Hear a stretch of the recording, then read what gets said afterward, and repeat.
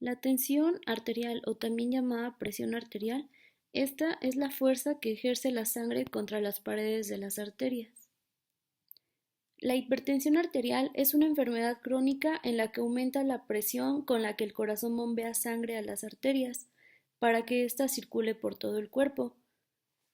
A nivel mundial se estima que existen más de 1.000 millones de personas con hipertensión y en México se habla de más de 30 millones de personas. Existen dos tipos de presión arterial, la sistólica y la diastólica. La sistólica es la presión de la sangre en la arteria cuando se contrae el corazón.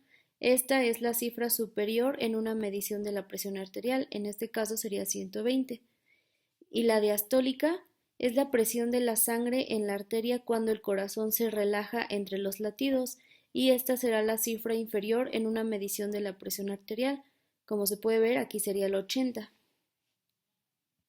¿Cuál es la manera correcta de tomar o valorar esta presión arterial? Primero, el paciente debe sentarse con la espalda recta y bien apoyada, mantener los pies firmes en el suelo sin cruzarlos. Se debe descubrir el brazo por completo, en este caso el brazo izquierdo. Debe utilizar ropa cómoda que no esté haciendo presión al brazo. Ahora debemos buscar el pulso en el pliegue del brazo. Normalmente se encuentra a la altura del codo por dentro y en ese lugar es donde vamos a colocar el estetoscopio. Se enrolla el brazalete 2 centímetros por encima del codo, sin cerrar la mano, y se pone a la altura del corazón. Debemos asegurarnos de que la flecha del brazalete apunte hacia el pulgar y se coloca el tubo de alimentación del aire bajo el brazalete, alineándolo al centro de la mano. Ahora cerramos la válvula de la bomba y la hacemos llenar hasta, puede ser 160, 180 o incluso hasta 200, depende de cómo consideremos que lleva la presión el paciente o sus valores que se han tomado antes. Ahora, ya que lo llenamos, vamos a abrir la válvula lentamente mirando siempre el manómetro y se registra la posición en que indique el primer sonido que se escuche. Va a ser el primer sonido, después va a ir bajando y hasta escuchar el último sonido. Ya que vaciamos el brazalete completamente, se registra la posición del manómetro, señala el último sonido que escuches y esa va a ser la presión diastólica, o sea que el primer sonido que vamos a escuchar va a ser la presión sistólica y el último sonido hasta donde se escuche será la presión diastólica. Vamos a juntar estos valores y nos dará el nivel de presión arterial. Los valores que se manejan, el valor óptimo es el de 120/80. También tenemos una presión normal que es de 120 a 129 sobre 80 a 84. Se habla ya de una presión normal alta de 130 a 139 sobre 85 a 89. Tenemos un paciente hipertenso grado 1 cuando sus valores están de 140 a 159 sobre 90 a 99. Un grado 2 cuando ya va de 160 a 179 sobre 100 a 109. Hablamos de un grado 3 cuando ya los valores van por arriba de 180 sobre 110.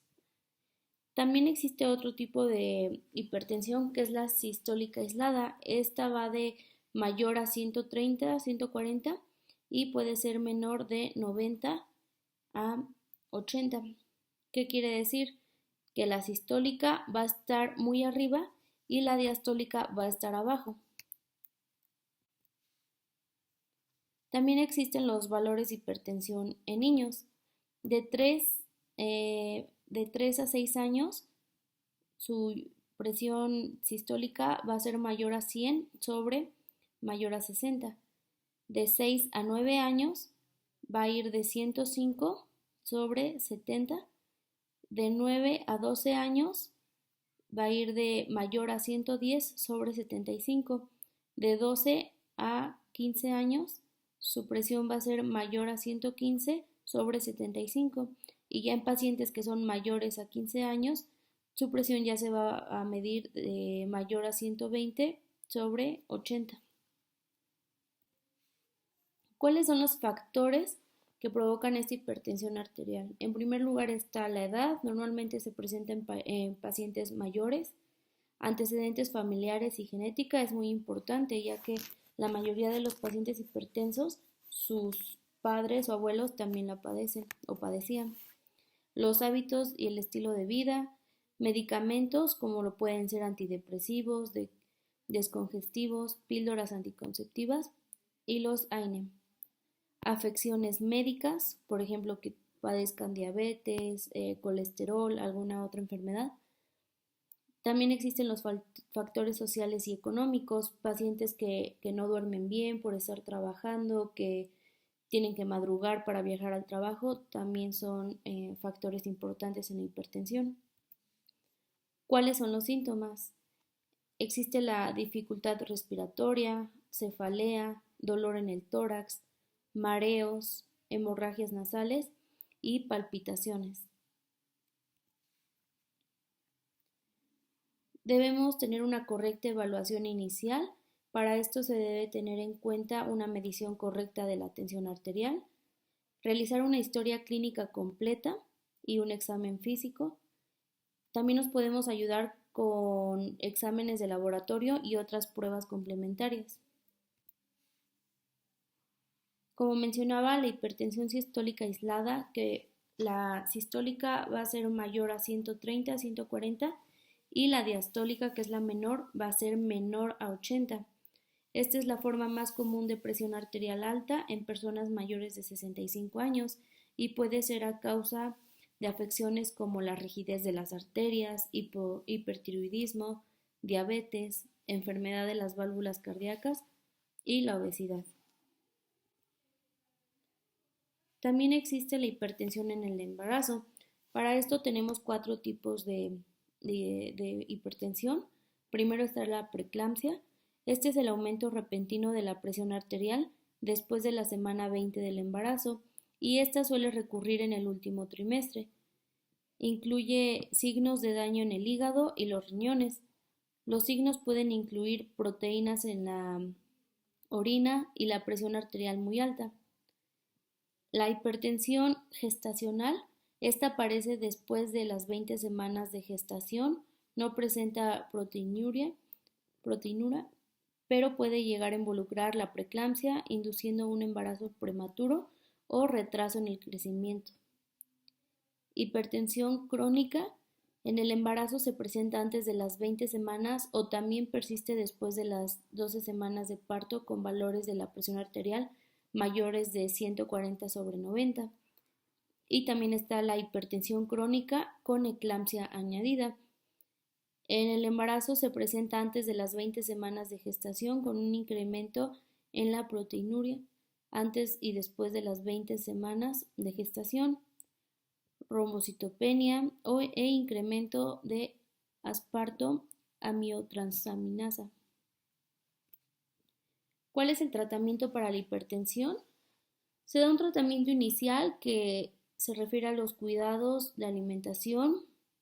Debemos cambiar el estilo de vida, seguir una dieta saludable, realizar actividad física, mantener un peso saludable y en caso de consumir alcohol, limitarlo y evitarlo.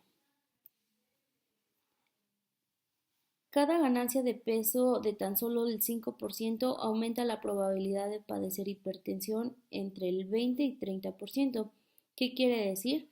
Que para una persona que pesa 80 kilogramos, si se incrementa por ejemplo, 4 kilogramos, que esto es lo que representa el 5%, el riesgo de que se desarrolle hipertensión también aumenta.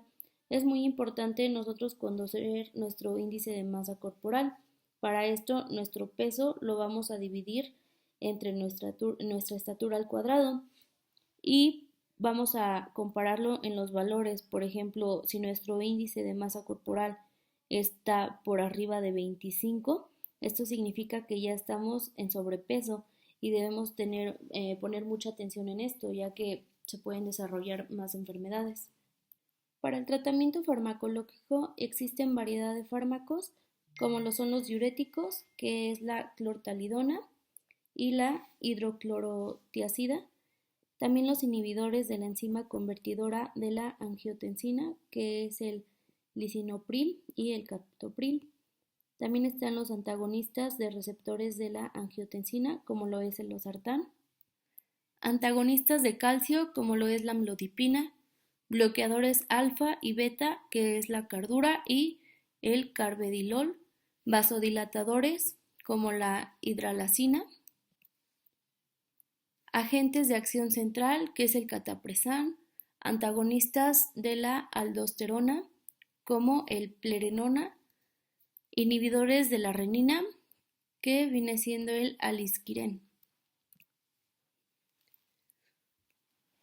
Para el manejo odontológico, el anestésico que podemos utilizar, sí se puede utilizar lidocaína con epinefrina, pero esto puede ser máximo 2 cartuchos. Por lo tanto, podemos utilizar la mepivacaína sin problema, nada más calcular la dosis máxima para cada paciente. Es importante saber que la lidocaína está contraindicado en casos de infarto de miocardio recente, arritmias cardíacas no tratadas y la insuficiencia cardíaca grave y personas con marcapasos. Para los analgésicos no podemos utilizar los AINE. En su uso podemos utilizar el paracetamol. El paracetamol era considerado el antiinflamatorio más recetado en pacientes hipertensos. Sin embargo, su uso prolongado puede aumentar la presión sistólica en aproximadamente 4, provocando cierto grado de dependencia de la dosis. Pero en este caso, como el paracetamol lo vamos a recetar en pocos días, poca dosis, entonces no tendríamos por qué preocuparnos. Ahora vamos a hablar de anestésicos. Existen las amidas, que estas son las que se metabolizan en el hígado. En este caso es la articaína, mepivacaína, lidocaína, prilocaína y la bupivacaína. Están también los ésteres, que estos se hidrolizan en el plasma, la tetracaína, procaína, benzocaína. Como mencionaba, la lidocaína al 2% con epinefrina podemos utilizar máximo 2 cartuchos. En pacientes no controlados o estadio 3 o 4 no está indicado el vasoconstrictor. En el lado izquierdo de la tabla les aparece el anestésico local, como es la lidocaína con vasoconstrictor, los miligramos, la concentración, que es el porcentaje, y los miligramos que contiene cada cartucho. Con esa tabla nos vamos a ayudar a calcular la dosis máxima entre cada paciente. Vamos a multiplicar su dosis máxima, que viene siendo los primeros números de la izquierda. Por ejemplo, la lidocaína con vasoconstrictor, estamos hablando de 7 miligramos sobre kilogramo. Eso lo vamos a multiplicar por el peso del paciente. Y lo que nos dé lo vamos a dividir entre los miligramos que contiene cada cartucho, que es la última fila de nuestra tablita. Entonces, digamos, si es la lidocaína con vasoconstrictor, vamos a multiplicar 7 por el peso del paciente y lo vamos a dividir entre 36 y ahí nos dará el número máxima de cartuchos. En nuestro consultorio lo que podemos aplicar en cada paciente es una consulta por las mañanas en estos pacientes que son hipertensos, esperar 30 minutos en la sala de espera antes de atender, ya que por ejemplo si llegan corriendo es importante que descansen para así poder tomarle su presión. Si el paciente está muy ansioso, se le recomienda la ingesta de ansiolíticos 24 horas antes o incluso también se puede hacer 2 horas antes de la consulta dental. Es importante tener una buena técnica de anestesia y es importante también atender únicamente a pacientes controlados. Si nuestro paciente no está controlado, debemos remitirlo al médico. Ya que esté controlado, podemos atenderlo. No administrar analgésicos como lo es la indometamicina, los AINES y el piroxicam. Para realizar tratamientos dentales en pacientes prehipertensos no existe ninguna modificación, nada más se le recomienda visitar al médico, controlar los factores de riesgo y el síndrome metabólico. Cuando ya existe una etapa 1, lo que se pueden hacer son restauraciones, profilaxis, tratamientos periodontales, pero que no incluyan cirugías, incluso el uso de prótesis. Y también se le debe informar al paciente sobre los valores que está manejando y referirlo al médico. Cuando ya está en una etapa 2, solo se manejan urgencias, se le informa al paciente y se refiere al médico. El tratamiento lo vamos a continuar hasta que el paciente ya esté bajo control. Y cuando ya está en una etapa 3, se le deben prescribir fármacos ante urgencias dentales o se deben realizar en un manejo, se debe realizar el manejo en un medio hospitalario y también se debe referir con el médico.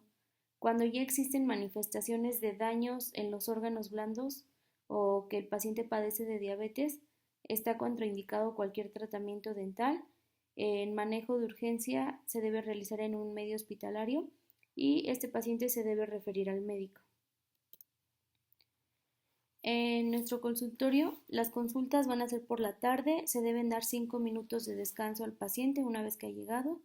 Si el paciente está muy ansioso, se le recomienda la ingesta de ansiolíticos, ya sea 24 horas antes o también pueden ser 45 minutos antes de la consulta. Se requiere una buena técnica de anestesia. Únicamente se recomienda atender a pacientes que están controlados. Se debe optimizar el tiempo de trabajo, evitar que se canse el paciente. Si nos llegan pacientes embarazadas, debemos poner especial atención al monitoreo y ante cifras altas se debe referir al médico.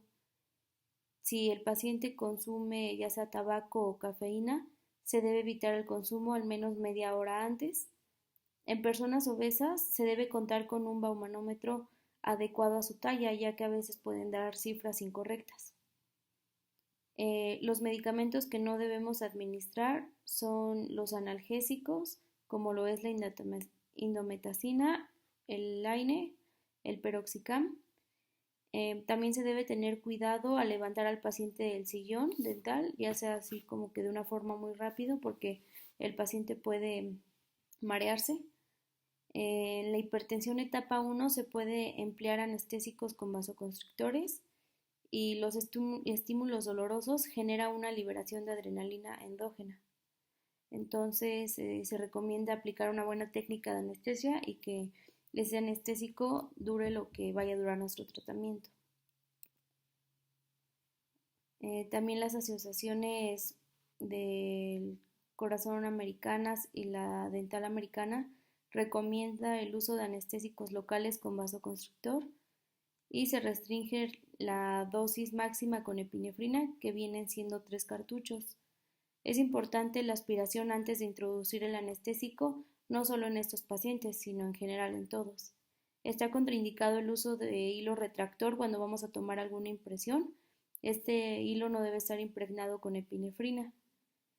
Los AINES empleados a largo plazo incrementan la resistencia vascular periférica y la función cardíaca hasta 5 milímetros, hasta 5 de nivel. También existen interacciones medicamentosas, por ejemplo, los beta bloqueadores no cardioselectivos con vasoconstrictores adrenérgicos pueden ocasionar hipertensión y bradicardia.